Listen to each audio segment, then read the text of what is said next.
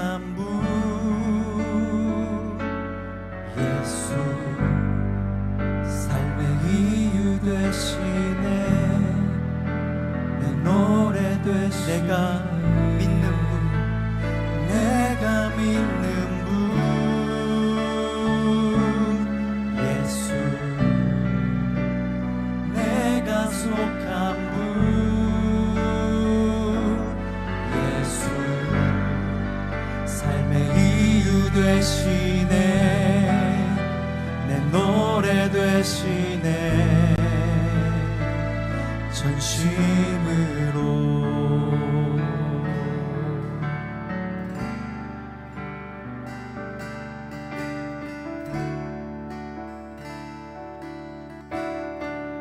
주님 손에 맡겨드리니 주님 손에 맡겨드리니 나의 삶 주님께 주님 손이 나의 삶 붙드네 나 주의 것 영원히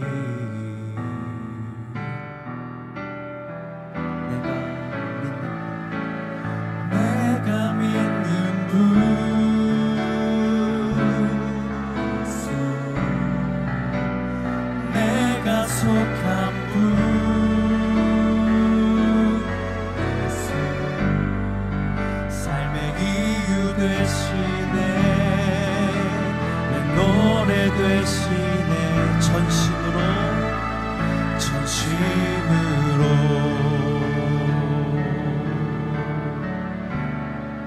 주와 함께 걸어가리라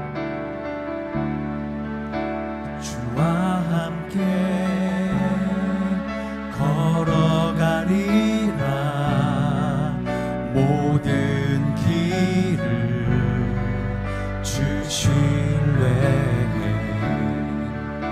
주 뜻 안에 나 살아가리 나 살아가 주의 약속을 영원해 고백합시다 내가 믿는 분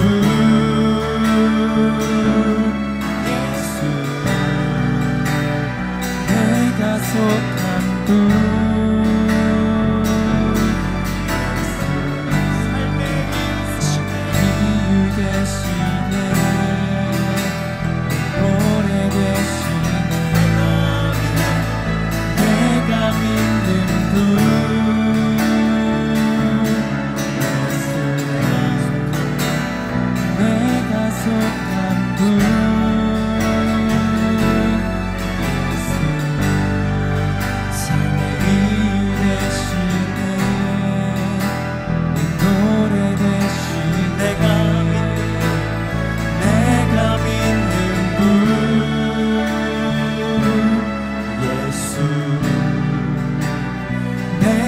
속한 분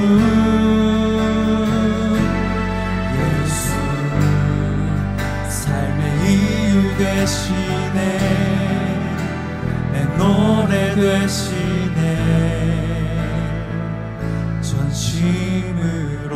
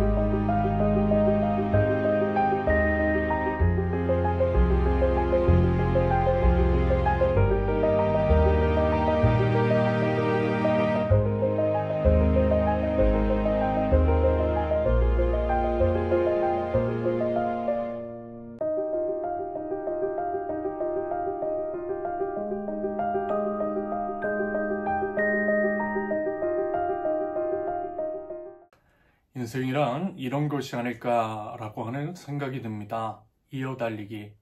인생은요, 이어달리기. 그리고 이제 우리 한 사람 한 사람은 이어달리기 주자라는 생각이 들어요. 모든 만물을 창조하신 창조주 하나님께서 우리를 창조하셨습니다. 하나님께서 만드시되 어떤 목적을 가지고 만드셨어요. 그러면서 이제 그 궁극적 목적이라고 하는 것, 하나님께서 우리를 창조하신 최종적인 목적은 다름 아닌 하나님을 찬양하는 것, 하나님께 영광을 올려드리는 것이라고 말씀을 드렸습니다. 모든 만물은 하나님을 예배하도록 창조되었다라는 것이고요. 결국 모든 것의 존재 이유는 그와 같은 창조 목적에 동일하게 수렴합니다. 그것이 온전히 이루어지는 것, 그것이 바로 하나님의 나라인 거죠. 그런다고 할 때 모든 만물이 하나님을 예배하는 하나님 나라는 어느 한 사람에 의해서 이루어지는 것은 아니라는 것.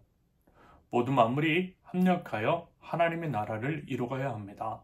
다시 말해서 이 땅에 존재하는 한 사람 한 사람, 그리고 이제 모든 만물은 각각 저마다의 역할이 있다라는 것입니다. 하나님께서 부여해 주신 그 역할을 온전한 수행을 통해 하나님 나라는 이루어집니다. 그래서 어떤 사람은 여기에서 여기까지, 또 어떤 사람은 저기에서 저기까지 역할이 있어요. 또 어떤 사람은 오랜 기간 많은 역할을 할 수 있고요. 또 어떤 사람은 단기간에 일부의 역할을 할 수도 있는 거죠. 말하자면 1달란트 가진 사람은 1달란트만큼, 5달란트 가진 사람은 5달란트 가진 만큼 최선을 다하는 삶을 살면 되는 것입니다. 다시 말해서 각자의 분량, 하나님께서 부여해 주신 능력만큼 그 역할을 하면 되는 것입니다. 그것을 온전히 수행할 때에 하나님께서 너 참 잘했다, 착하고 충성된 종아라고 칭찬하실 것입니다. 그러면서 비록 각 사람은 아마도 이제 완성된 하나님 나라 혹은 하나님께서 만들어 가시는 그 전체의 과정은 보지 못할 수 있어요. 그건 하나님만 보시고요. 하나님만 아세요. 우리는 다만 성경을 통해 짐작하고 마음속으로 소망하며 완성된 하나님의 나라를 기다릴 뿐입니다. 그것은 인간이 한계적 존재 혹은 한계가 정해진 존재이기 때문입니다. 예를 들어 모세는 이스라엘 백성을 출애굽시키고 광야 40년 동안 이스라엘 백성과 동고동락했어요. 하지만 가나안 땅으로 들어가지는 못했습니다. 그래서 모세는요 못 봤어요. 사랑하는 이스라엘이 가나안 땅에 정착을 하고 그들이 하나님 나라 가치와 원리에 따라서 세워진 국가를 세워가는 것을 보지는 못했습니다. 비록 아쉽지만 가나안 땅을 바로 눈앞에 두고 그 걸음을 멈춰야만 했죠. 대신 누가요? 여호수아가, 모세의 뒤를 이은 여호수아가 그 바통을 이어받았고요. 바통을 이어받은 여호수아가 2세대 이스라엘을 이끌고 가나안 땅에 정복합니다. 말하자면 이런 거예요. 사실 이제 우리 생각도 그렇고 모세의 당사자로서도 이왕이면 모세가 처음부터 끝까지, 다시 말해서 가나안 땅 정복까지 완수해내면 참 좋을 텐데 하나님의 뜻은 그렇지 않으셨더라는 것입니다. 하지만 여러분, 중요한 것은 뭐라고요? 하나님이시고 하나님의 뜻입니다. 우리의 뜻과 바람과 생각이 아니라 하나님이 어떤 계획을 가지고 계시느냐, 이것이 중요하고요. 우리는 다만 하나님께 순종할 뿐입니다. 이런 이유로 우리는 하나님의 뜻이 무엇인 줄 알기 위해 매일 매순간 하나님 앞에 엎드려야만 합니다. 매일의 경건 생활, 말씀과 기도로 매일 하루를 여는 것이 중요한 까닭인 거죠. 아무튼 이런 이유로 앞서 이제 우리 인생이 이어달리기라고 하는 말씀을 드린 것입니다. 모세가 출애굽에서 가나안 땅 입성 전까지, 그리고 이제 여호수아가 그 바통을 이어받다 가나안 땅을 정복한 것처럼요, 우리 인생도 그러하다라는 것입니다. 그래서 여러분, 우리는 감독이신 하나님의 명령에 따라서 하나님께서 정하신 분량을 감당하면 돼요. 우리는 정해진 구간까지만 달리면 돼요. 그 구간을 넘어서면 안 됩니다. 우리의 목까지 전력 질주를 하고 그 다음번 사람에게 바통을 넘겨주면 되는 것입니다. 이렇게 우리의 한계를 겸손하게 인식하고 인정하는 것, 이것이 신앙인의 자세입니다. 그러면서 중요한 건 뭐예요? 그 다음번 주자가 계속해서 그 사명을 잘 감당할 수 있도록 하는 것이겠죠. 바통을 잘 넘기는 것이고요. 우리는 우리의 역할을 충실히 감당하면 돼요. 나는 없어지고 나는 사라져도 하나님의 사역은 계속되어야 한다라고 하는 그 의식을 가지고 사는 것입니다. 그것이 말하자면 영원한 하나님 나라를 바라보고 살아가는 하나님 나라 백성이 마땅한 태도, 하나님의 관점에서 자신의 역할과 공동체적인 사명과 하나님의 나라를 바라볼 줄 아는 자의 당연한 자세입니다. 말하자면요, 다윗의 삶이 그랬던 것 같아요. 다윗은 드디어 하나님의 성전을 건축하기로 합니다. 여러분 어떻습니까? 누군가를 사랑한다라고 할 때 어때요? 뭔가를 막 주고 싶죠? 선물하고 싶은 마음이 생겨요? 사랑하면요, 그 마음이 자연스럽게 생겨납니다. 나는 좀 덜 먹고 대신 내 사랑하는 사람을 위해서 돈을 써요. 이게 사랑입니다. 여러분, 제가 여러분들 사랑하는 거 아시죠? 지금은요, 여러분들이 많이 부담을 느끼시는 것 같아요. 물론 이것은 우리 교회가 이제 막 시작한 작은 교회이고 여러분들도 교회를 사랑하는 마음에서 그런 것을 알고 있습니다. 그래서 부담을 가지고 사양하는 것이겠죠. 그 또한 사랑이고 그 사랑이 감사합니다. 아무튼 이런 이유로 많이 자제하고 있지만 많이 드렸어요. 또 많이 드리려고 해요. 목사로서 여러분들의 영적인 성장과 성숙을 위해서 도움이 되는 것이 무엇일까라고 하는 것들을 고민하면서 그 방향성에 따라서 드리려고 합니다. 그 생각으로 가득 차 있어요. 여러분, 우리 교회가 세우는 교회잖아요. 사람을 세우고 공동체를 세우고 자연 생태계를 세우기 위해서 뭐가 좋을까라고 하는 것들을 고민하면서 그 중에 하나로서 책 선물을 드리는 것이 있어요. 물론 부담은 되겠죠. 사실 이제 독서가 쉬운 것은 아닙니다. 부담이 될 수 있다라는 거 잘 알아요. 하지만 그럼에도 불구하고 책만큼 좋은 것은 없으니 책 선물해 드리는 것입니다. 사랑은 상대가 원하는 것을 주는 것이 맞지요. 하지만 정말 좋은 것이라고 한다면 설령 덜 원하더라도 주는 게 맞지 않나 싶은 겁니다. 반대로 상대가 원한다라고 해서 예를 들면 마약을 주는 거 옳지 않은 것이고요. 그건 사랑이 아닌 거죠. 상대방의 보다 나은 삶을 위해서 좋은 것을 주는 것. 설령 상대방이 이제 그것의 좋음을 아직은 모른다 할지라도 결국 알게 될 것을 기대하면서 좋은 것을 주는 것. 그것이 사랑입니다. 말하자면 책이 그런 것이라고 생각해요. 무엇보다 세우는 교회의 목사로서 여러분들이 김현숙 목사라고 하는 작은 우물을 벗어나 하나님께서 만드신 보다 넓고 아름다운 세상을 보셨으면 하는 마음이 있어요. 사람의 입을 맹종하는 종교인이 아니라 진리이신 하나님 안에서 참 자유를 누리는 신앙인, 그리고 우리 사회 안에서 건전한 시민이 되시면 좋겠다라고 하는 바람을 닮았습니다. 제가 이제 소개해드렸던 최정원 교수의 거꾸로 읽는 세계사에 이런 얘기가 나와 있습니다. 교회는 집단성 아래에 괜히 묻히기 쉬운 구조다. 교회는 스스로 읽는 것을 강조하지 않는다. 설교단에서 진리라고 설파되는 가치를 수용하고 살아내는 것이 미덕이 되어 있다. 결국 청중을 압도하는 카리스마를 갖춘 설교자의 말과 행동, 사고에 동화되어 간다. 그 일체감이 깊어야 교회 내 좋은 구성원으로 인정받는다. 자칫 이런 현실은 삶과 신앙에서 주체성을 상실한 객체들을 양산한다. 사회적 외침을 듣지 못하고 시대와 사회를 읽어나가는 능력을 상실한 문맹이 되는 것이다. 스스로 읽어내는 힘을 기를 때에야 주체적으로 세계와 마주할 수 있는 근대적 자아를 만들 수 있다. 루터의 종교개혁에는 주체성과 책임의식을 갖고 읽어내는 법을 배우라는 엄중한 속뜻이 있다. 개인적, 사회적 사건과 트라우마를 마주할 때 누군가 큰 소리로 제시하는 손쉬운 답을 찾기보다 복잡한 층 위를 스스로 읽어나가는 품을 들여야 한다. 그것이 읽는다는 것이다. 그것만이 진정한 해방을 향한 첫걸음이다. 여러분, 한국교회가 지금 이 지경에 이르게 된 것, 괴기스러운 모습으로 우리 사회를 경악하게 만든 것, 마치 사이비 이단 집단처럼 변질된 것처럼 보이는 이유는요, 결국 우리 스스로 읽고 사고하지 않아서일 수 있습니다. 넉넉고 설교를 듣는 곳으로만 신앙 이로서의 도리를 다했다라고 그렇게 착각해서 그래요. 유튜브를 무비판적으로 시청해서 그렇습니다.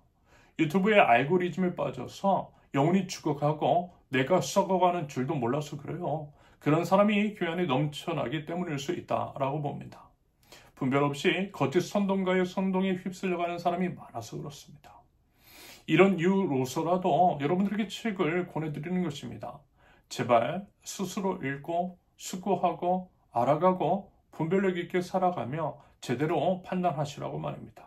사람다운 삶을 사시라는 거예요. 심지어는 목사인 저도 저의 설교도 비판하시라는 것입니다. 비판적으로 바라보고 검증할 수 있는 눈과 실력을 독서를 통해서 기르시라는 것입니다. 그래서 사람이 아니라 예수님 알아보시라는 거예요. 교회를 커지게 하는 것이 아니라 하나님의 나라를 각자의 삶의 현장에서 확장시켜 나가는 진짜 하나님 나라 백성 되시라는 것입니다. 목사 없이도 설령 교회가 이 땅에서 사라진다라고 해도 내주하시는 성령님을 의지하여 성경을 근거로 하나님 나라 백성다운 삶을 살아가시라는 거예요. 그러기 위한 일종의 내면의 영혼의 근육을 기르시라는 것입니다. 그것을 위한 좋은 도구가 책이라고 하는 판단이 들어서 책 선물해 드린 거예요. 사서 읽으시라고 하지 않고요. 얼마가 됐든 몇 권이 됐든 읽기만 하시면 기꺼이 사드릴 테니까 읽어보시라고 했던 것입니다. 그 외에 교회에서 이루어지는 모든 것들, 자기 부담이 아니라 교회에서 온전히 부담하고 있잖아요. 그것을 통해 그 외에 결혼, 출산, 입원이라든지 이런 이제 보편적 복지 시행을 통해 그저 이제 우리 공동체 안에 있기만 하면 무조건적인 하나님의 사랑과 은혜를 비록요 온전히는 아니라 할지라도 최소한 아주 조금만이라도 그 맛을 경험할 수 있도록 하고 있습니다. 생명 없는 교회 건물이 아니라 사람을 세우고 공동체를 세우기 위해서 그리고 이제 일단은 내가 살아야 남도 살릴 수 있으니 우리 교회 공동체 안에 있는 식구들부터 그 혜택이 돌아가도록 교회를 경영해 나가고 있습니다. 그리고 점점 그것들을 확대해 나가려고 합니다. 이것이 바로 목사로서 그리고 하나님 나라 모델하우스를 지향하는 교회 공동체로서 사랑하는 여러분들에게 드리고 있는 사랑입니다. 우리는요 말과 혀로만 하지 않아요. 행함과 진실함으로 사랑합니다. 사랑하면 어때요? 이렇게 주머니 털어요. 사랑한다라고 하면서 주머니 안 여는 건 여러분 거짓말입니다. 교회를 키우고 교회 건물을 짓고 싶은 마음은 떨쳐버리고 그 돈 아껴서 진짜 교회인 여러분들을 세워드리고 싶은 마음입니다. 말하자면 다윗도 그랬던 거예요. 하나님을 사랑했기 때문에 하나님께 드리고 싶었어요. 뭐라도 더 드리고 싶었어요. 자기 딴에는 최선의 것인 성전을 지어드리고 싶었던 것입니다. 아마도 다윗은요 예배하도록 창조된 피조물로서 하나님을 예배하는 성전을 지어드리는 것이 하나님에 대한 가장 큰 사랑이라고 생각했던 것 같습니다. 여기서 잠깐 다윗이 이제 하나님께 이렇게 이제 성전을 드리려고 했다라고 했어요. 우리도 성전을 짓겠다, 교회 건축을 하겠다라고 하는 것은 잘못된 적용이라는 것을 아시죠? 여러분 이건요 분명히 아셔야만 합니다. 여러분 말씀을 드렸잖아요. 하나님을 감히 인간이 만든 건축물에 담을 수 없다라고 말입니다. 거짓 우상이나 신전 같은 것들을 요구해요. 사실 이 역시 엄밀히 말하면 우상이 요구하는 것은 아닙니다. 우상은 가짜고 죽은 것인데 뭘 요구하겠어요? 우상을 통해서 돈을 벌려고 하는 우상 숭배자가 우상의 이름을 빌려서 자기 뱃속을 채우는 것이겠죠. 아무튼 하나님은 분명 거절하셨어요. 다윗이 성전을 지어드리겠다라고 했을 때 감히 하나님을 담을 수 있겠느냐고. 하나님은 언제 그런 것들을 요구했느냐라고 하시면서 거절하셨어요.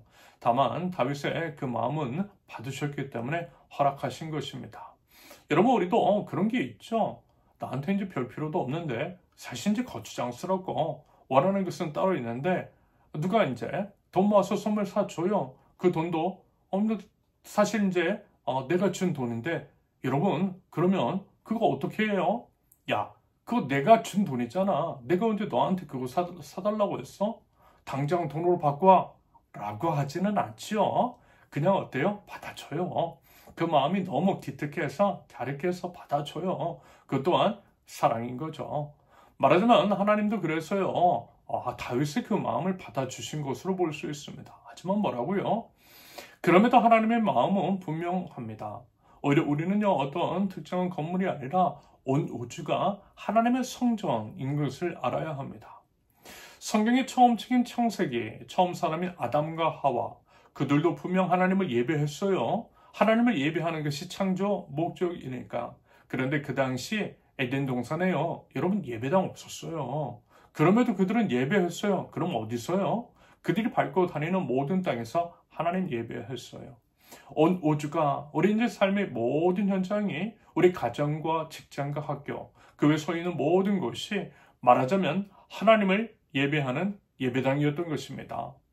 성경의 마지막 책인 요한계시록도 보세요. 요한이 환상 중 하나님의 나라, 새 하늘과 새 땅을 보았을 때 이렇게 고백합니다. 요한계시록 21장 22절, 나는 그 안에서 성전을 볼 수 없었습니다. 그것은 전능하신 주 하나님과 어린 양이 그 도성의 성전이시기 때문입니다. 보세요 여러분, 성전이 어때요? 다윗에게 하셨던 말씀 그대로입니다. 온 우주가 하나님의 성전인 거예요. 그래서 따로 교회 건물 없어요. 이렇듯 창세기에서도 그렇고 요한계시록에서도 그렇고요. 처음과 끝에서 교회 건물을 이야기하지 않고 있어요. 아울러 신약에 와서 성전의 개념에 대해서 분명하게 정리합니다. 고린도전서 3장 16절, 여러분은 하나님의 성전이며 하나님의 성령이 여러분 안에 거하신다라는 것을 알지 못합니까? 여러분, 우리가 다름 아닌 하나님의 성전이래요. 성령님이 내주하시는 우리가 하나님의 성전입니다. 그러므로 이것은 우리가 서 있는 모든 곳에서 예배하는 자세로 살라는 말씀과 연결이 돼요. 우리 모든 삶이 예배가 되어야 한다라는 거죠. 일주일 중 하루, 그것도 이제 지금 예배하는 겨우 한두 시간만이 아니라 평생을 하나님을 예배하며 사는 것이 맞아요. 이 말씀이 바로 그와 같은 의미입니다. 로마서 12장 1절, 형제자매 여러분, 그러므로 나는 하나님의 자비하심을 힘입어 여러분에게 권합니다. 여러분의 몸을 하나님께서 기뻐하실 거룩한 산 제물로 드리십시오. 이것이 여러분이 드릴 합당한 예배입니다. 산 제물, 살아있는 제물, 살아있으나 죽여서 드리는 제물처럼 나 자신을 드리는 것, 나는 죽고 오직 그리스도께서만 사시는 삶, 내가 숨쉬고 있는 모든 순간순간을 예배로 드리고 내가 서 있는 모든 곳에서 하나님을 예배하는 것, 이것이 바로 하나님께 드릴 합당한 예배라는 것입니다. 그러므로 교회 예배당에서만 드리는 것이 예배가 아니라는 거예요. 그리고 사실 이런 이유에서 다시 말해서 각자 삶의 현장에서 하나님을 예배하는 삶을 사시길 바라는 측면에서라도 우리 세우는 교회는요, 일주일에 단 하루만, 주일 예배만 이 예배당에서 드리는 예배를 드리는 측면도 있지요. 우리가 있어야 할 곳, 우리가 예배해야 할 곳, 예배당으로 만들어 가야 할 곳은 우리 삶의 모든 현장이니까 교회에만 머물러 있지 말라는 의미로서 건물 중심의 신앙생활을 탈피하라는 의미로서요. 우리는 일주일에 한 번만 모여서 이렇게 공간을 빌려서 함께 예배하고 있습니다. 하지만 역설적으로 단 한 번의 예배이기 때문에 이 예배를 또한 소중히 해야 하는 것이겠죠. 게다가 건물이 아니라 사람이 진짜 성전이니 교회 건축할 것이 아니라 사람을 세워야 한다라는 거예요. 무너진 사람을 세우는데 마음과 에너지와 물질을 쏟아야 한다라는 것입니다. 반대로 사람들은 죽어나가고 있는데 교회 건축에만 혈안이 되어 있다면 여러분 그건 성경 모르는 거예요. 하나님 모르는 거예요. 그것이 바로 우상 숭배입니다. 생명 없는 건물을 숭배하는 것일 수 있습니다. 우상은 자기 욕망의 투영, 부동산에 자기 욕망을 투영시킨 거짓 싹군, 하나님 팔아서 자기 욕심을 챙기려고 하는 종교 기술자들에게 속는 것일 수 있어요. 여러분, 예수님은요, 교회 건물 남기지 않으셨어요. 예수님은요, 사람 남기셨어요. 그러므로 그리스도를 따라 살아가고 있는 그리스도인이라고 한다면 그래야지 않겠느냐라는 것입니다. 아울러 현 시대 상황을 통해서 드러난 하나님의 뜻을 제대로 알고 있다면 과연 우리는 어떠한 선택을 하는 것이 맞는 것이겠느냐라는 것입니다. 최소한, 아무리 그래도 최소한 다윗의 성전 건축 이야기나 그 외 포로 귀환 이후 학계 선지자를 통한 성전 재건 운동 같은 성경 본문을 들먹이면서 성전 건축의 정당성 혹은 당위성을 이야기할 수는 없다라고 봅니다. 아무튼 지금은요, 다윗의 이야기이고 다윗 당시에는 하나님께서 잠시, 영원이라는 관점에서 잠시라는 표현을 사용할게요. 잠시 성전 건축을 허락하셨어요. 그런데 뭐라고요? 성전 건축은 허락하셨지만 그래도요 다윗은 안 된대요. 대신 다윗이 아니라 아들 솔로몬이 할 것이라고 하셨습니다. 그리고 그 이후 다시 말해서 다윗이 성전을 짓지 못하는 이유로서 오늘 본문 8절의 기록처럼 다윗이 많은 피를 흘려가며 큰 전쟁을 치렀기 때문이라고 말씀하셨답니다. 여러분 어떻습니까? 이 이야기를 들으시면서 어떤 느낌 드세요? 다윗의 심정은 과연 어땠을까요? 저는 이 장면 보면서요 모세가 생각나더라고요. 하나님께서 모세에게 가나안 땅을 들어가지 못할 것이라고 말씀하셨던 그 장면이 생각났습니다. 보니까요 똑같은 패턴입니다. 다윗도 그렇고요 모세도요 하나님을 무지무지하게 사랑했어요. 하나님의 마음에 합한 사람이었고요 하나님을 대면하여 아는 그런 사람이었습니다. 다윗과 모세만큼 하나님께 특별한 사랑을 받은 사람도 없었고요 하나님을 그렇게 사랑한 사람도 또 없었을 것입니다. 그런데 또 똑같죠? 다윗은 성전을 짓지 못하고 모세는요 가나안 땅에 들어가지 못해요. 다윗은 피를 많이 흘렸기 때문이라고, 모세는 무리바 샘물에서 하나님의 거룩을 훼손했기 때문이라고 말씀하세요. 솔직히요 저는요 납득이 잘 되지 않아요. 고작 그것 때문에 그러시느냐고 솔직히 따지고 싶어요. 제가 만약에 다윗이고 모세라면 너무 서운할 것 같아요. 하나님께서 이유로 드신 그 말씀이 솔직히 핑계처럼 들려요. 그냥 이제 못 들어가게 하시고 또 못 지게 하시는 거죠. 하루 이틀 하나님과 교제한 것도 아니고 하나님께서 내만 모르시는 것도 아닐 텐데 참 너무하시다라는 생각 들어요. 인간적인 심정으로 솔직히 그런 생각 들지 않겠어요? 그런데 이 사람들이 참 대단한 것은요. 글쎄요. 속으로는 어땠는지 몰라도 군소리 안 하고 순종했다라는 것입니다. 모세도 그렇고요. 다윗도 그랬어요. 오늘 본문에서 드러난 다윗 같으면 자기가 이제 성전 건축을 할 수 있는 것도 아닌데 최선을 다해서 성전 건축을 위한 준비를 해요. 오늘 본문 이후로 성전 준비 과정 등에 관한 기술이 이어지는데 어마어마합니다. 저는요 속으로 이런 생각 들었어요. 참 배알도 좋다. 속좁은 저 같으면 어차피 내가 하지도 못하는 거 알아서 하라지 뭐 라고 하는 식으로 신경 안 쓸 것 같은데 다윗은 참으로 꼼꼼하고 세심하게 최선을 다해서 성전 건축을 준비하더라는 것입니다. 여러분 오늘 본문 보세요. 그 마음 그 태도가 고스란히 묻어 있어요. 그리고 이제 본문 5절에서 솔로몬이 어리고 연약한데 성전은 아주 웅장하여 그 화려한 명성을 온 세상에 떨쳐야 하니 성전 건축 준비를 해두었다라고 하는 말은요. 여러분 이게 무슨 아들 솔로몬을 생각해서 하는 말 같지는 않아 보여요. 물론 아비로서 그 마음이 전혀 없지는 않겠죠. 하지만 그보다는요. 하나님께 드릴 성전이 착오 없이 무엇보다 최선의 것으로 지어지기를 바라는 마음이었을 것 같아요. 다시 말해서 아들인지 솔로몬의 짐을 덜어주려고 하기보다는 다윗 자신이 너무 하나님을 사랑했기 때문에 그래서 너무너무 성전을 지어드리고 싶었기 때문에 그 마음에서 비롯된 고백 그리고 성전 건축 준비 임하는 마음이었던 거죠. 그만큼 다윗은 하나님을 향한 사랑이 깊었던 것입니다. 그러면서 이제 본문 6절 이하에 기록된 것처럼 아들 솔로몬을 불러서 왜 성전을 지어야 되는지, 왜 다윗 자신이 아니라 솔로몬이 지어야 하는지에 대해서 이야기해요. 이것은 반드시 성전 건축을 아름답게 완수해내라는 당부로서의 명령으로서의 의미일 것 같아요. 이런 식으로 다윗은 다윗으로서 자신의 분량, 자신의 역할을 최선을 다해서 감당하고 있는 것을 우리는 말씀을 통해 마주하게 됩니다. 그러면서요, 우리가 이제 주목해서 봐야 할 것은 이것입니다. 다윗이 하나님의 말씀을 근거로 솔로몬에게 당부하고 있다라는 것이고요. 무엇보다 다윗이 솔로몬에게 바라는 것은 뭐예요? 다름 아닌 솔로몬이 계속해서 하나님의 율법을 지키며 이스라엘의 하나님의 법에 따라서 잘 다스리는 것 바로 그것이었다라는 것입니다. 그리고 그 또한 하나님께서 지혜와 판단력을 주셔야만 한다라는 것. 그것이 본문 12절과 13절의 기록이고요. 이것은 다윗의 하나님에 대한 마음이 무엇인지를 알 수 있는 대목일 것 같아요. 무슨 얘기냐? 반복해서 말씀을 드리지만 다윗은 끝까지 하나님 중심적이었고요. 전심으로 하나님을 예배하는 예배자였다라는 것입니다. 하나님 정말 사랑했다라는 거예요.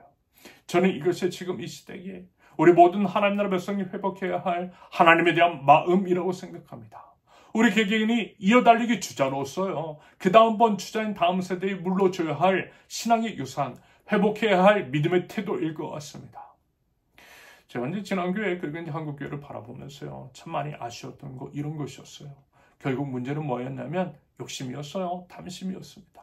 물론 모든 교회가 그런 것은 아니었지만 상당한 교회가 그랬고요. 제가 경험한 교회들이 그랬어요. 교회 공동체에 필요한 사람보다는 어때요? 자기 자식 혹은 자신의 이권과 연결된 사람에게 교회를 물려주더라고요. 혹은 변화되는 상황 속에서 앞으로 이제 교회가 어떻게 되든 말든 자기 목만 챙겨서 나가더라고요. 영화를 다 누리고 떠나버리면 그만이라는 식의 태도를 보인 자들이 있었습니다. 그러면서 이제 남아있는 사람들이 너무 힘겨워하는, 남겨진 빚을 갚느라 지쳐버린 그런 교인들을 봤어요. 너무 화가 났어요. 현재 제가 과거 이제 몸담았던 교회들은 저는 어느 곳도 제 발로 떠난 적이 없어요. 우리 교회라고 생각했고요. 평생 함께하겠다라고 하는 그 마음 가지고 살았어요. 무엇보다 마주하는 성도님들이 마치 다윗이 솔로몬에게 기도했던 것처럼 하나님 나라 백성으로서 성숙한 삶을 살기를 바라는 마음으로, 하나님만을 사랑하는 바라는 마음으로 그렇게 사역했어요. 그런데요, 이상하죠? 제 안에도 욕심이 생기더라고요. 사람이 참 그래요. 저도 이제 믿을 게 못 된다라고 하는 것들을 그때 깨달았어요. 말하자면 저만 그 부서를 맡아야 한다라고 하는 생각, 저만 그 교회에 남아야 한다는 생각, 제가 처음부터 끝까지 어떤 성과를 내려고 하는 더러운 제 속마음을 봤습니다. 가만 보니까요, 제가 이제 높아지려고 했던 것 같아요. 저는 그것을 사랑이라고, 사랑했기 때문이라고 말했지만 그 안에는 분명, 물론 이제 일부이긴 하지만 그렇게 말하고 싶지만요, 조금이라도 그런 마음이 있었던 것을 부인하지 못하겠어요. 그래서 어쩌면 더 힘들었는지 모르겠습니다. 그것들을 놓지 않으려고 했고, 그래서 이제 그곳을 떠나라 라고 하는 말을 들었을 때 서운함을 넘어서 화도 냈던 것 같아요. 솔직한 마음으로요, 참 바보 같지만 못났지만 제가 떠나면 안 되기를 바랐던 것도 있었던 것 같아요. 제가 이랬어요. 제가 그런 사람이더라고요. 그러면서 이제 정말 제가 떠나면 거기 다 망할 줄 알았거든요. 그런데 안 망하더라고요. 저 말고 다른 사람은 못할 줄 알았는데 또 잘하더라고요. 그때 이제 정신이 번쩍 들었습니다. 아, 하나님의 교회구나. 하나님께서 이 교회에 이끌어 가시는구나. 내가 아니라 하나님이 주인공이시구나. 보니까요, 하나님은 딱 그 시기에 필요한 사람을 세우셔서 공동체를 이끌어 가시더라고요. 말하자면 저는 딱 그때 필요한 사람이었던 것이고요. 변화된 상황과 환경 속에서는 또 다른 사람, 그 다음번 주제가 필요했던 거죠. 그걸 깨닫게 해주셨어요. 수원중앙침례교회에서 상하이로 갈 때 엄청 힘들었는데 그만큼 또 이제 상하이 하느님나라교회에서 한국으로 나올 때 또 엄청 힘들었어요. 그런데 지금 다 알아요. 하나님께서 우리 이제 세우는 교회를 세우시려고 그렇게 인도하셨다라는 것을 말입니다. 그리고 이제 지금은 저희지만요, 앞으로 이제 하나님의 뜻과 계획에 따라서 다른 사람, 꼭 필요한 사람을 세우셔서 세우는 교회를 이끌어 가실 것입니다. 여러분, 저도 나이가 있는데 언제까지 할 수는 없지 않겠어요? 그래서 이제 저는 다만 최선을 다해서 여러분들과 함께 세우는 교회를 세워나가면 되는 것이겠죠. 아울러 계속 우리 이제 세우는 교회가 하나님의 뜻을 잘 이어나갈 수 있도록 그 준비와 역할을 이제 우리 함께 해나가면 되는 것입니다. 저는 우리 때에는 이렇다 할 성과가 없다 할지라도 여러분 서운해할 필요 없어요. 아쉬워할 필요 없어요. 교회의 주인이신 하나님께서 하나님의 뜻 가운데 아름답게 빚어가실 우리 세우는 교회를 기대하면 돼요. 그렇게 우리 세우는 교회를 세워나가는, 하나님 나라를 세워나가는 이어달리기 주자로서 우리는 지금 우리에게 맡겨진 그 역할들을 잘 감당해 나가면 되는 것입니다. 여러분, 남들과 비교할 필요도 없어요. 그저 맡은 바 소임을 성실하게 감당하면 됩니다. 이것이 믿는 자의 바른 자세입니다. 그리고 이러한 마음가짐은 비단 교회뿐만이 아니라 우리 이제 모든 인생, 각자 이제 삶의 영역, 속한 모든 곳에서 가져야 할 마땅한 삶의 자세일 것입니다. 우리 각 사람 한 사람 참 존귀하고 대단합니다. 하지만요, 그렇다고 해서 우리가 하나님은 아닙니다. 한계적 존재로서 가져야 할 마땅한 지혜는 그 한계와 역할의 구분을 명확히 아는 것, 그리고 이제 그 역할을 하나님 안에서 충성되게 감당을 하는 것, 그것이라는 생각이 들었습니다. 그래서 여러분, 우리 부디 그 마음과 믿음으로 우리에게 맡겨진 이어달리기를 아름답게 잘 완수해 나갈 줄 아는, 사랑하는 동역자들과 합력하여서 아름다운 하나님의 나라를 이뤄나가며 기쁨과 감사함으로 영광의 면류관을, 결국에는 하나님 나라에서 영광의 면류관을 쓰게 되는 하나님 나라 백성들 모두 되실 수 있기를 예수님의 이름으로 축원합니다. 함께 기도합니다.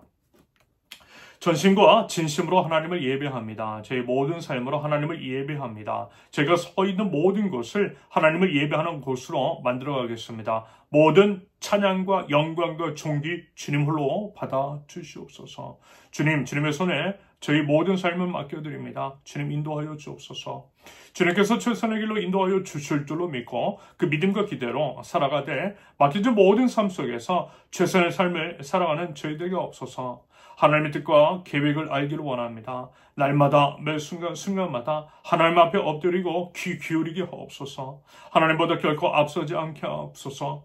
저희 각자에게 정해주신 분량에 따라서 충성되이 행하며 정직과 성실로 맡겨주신 그 사명을 온전히 감당할 줄 아는 저희들에게 없어서 하나님 저희들 욕심 부리지 않겠습니다. 게으르게 행하지도 않겠습니다. 정해주신 범위 안에서 최선을 다해 영혼의 관점에서 저희의 삶과 공동체의 모든 것들을 바라보고 하나님의 뜻이 원활히 계승될 수 있도록 성실히 행할 줄 아는 하나님 나라 백성되게 없어서 하나님 저희들 지나온 삶을 되돌아봅니다.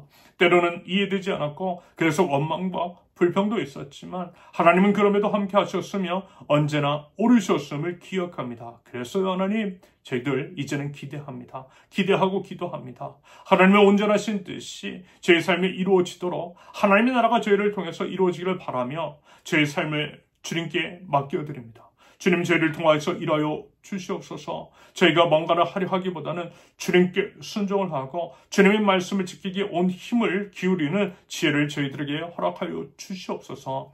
세우는 교회를 세우신 주님, 주님의 계획과 인도하심에 따라 세우는 교회가 세워지게 하옵소서. 하나님의 말씀과 시대적 요구에 부응하는 세우는 교회가 되게 하시며 오직 하나님만이 주인 되시는 교회, 하나님의 뜻을 이뤄가는 교회, 하나님의 나라를 마보아 알아가는 하나님 나라의 모델 하우스가 되는 교회 되게 하옵소서. 설령 저희가 바라고 꿈꾸는 일들이 일어나지 않는다 할지라도 주인 되시는 하나님께서 계획하신 계획대로 이뤄가실 것을 믿으며 그 믿음으로 마땅히 행해야 할 바를 행할 줄 아는 하나님 나라 공동체 될 수 있도록 주님 인도하여 주시옵소서. 하나님 장마가 시작되었습니다.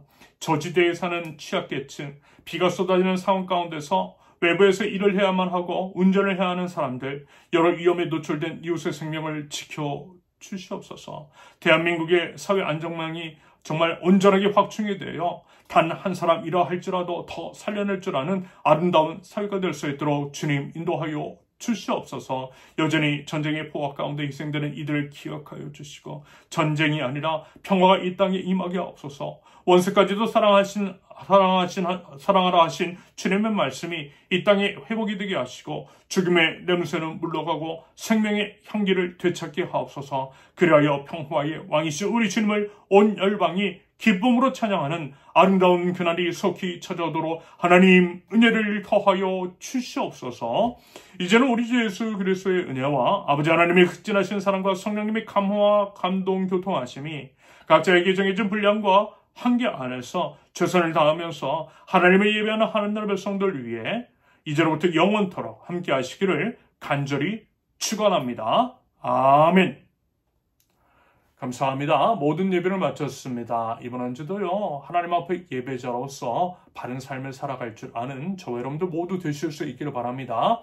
장마기간 건강과 안전에 유의하시기를 바라고요. 사랑하고 축복합니다. 감사합니다.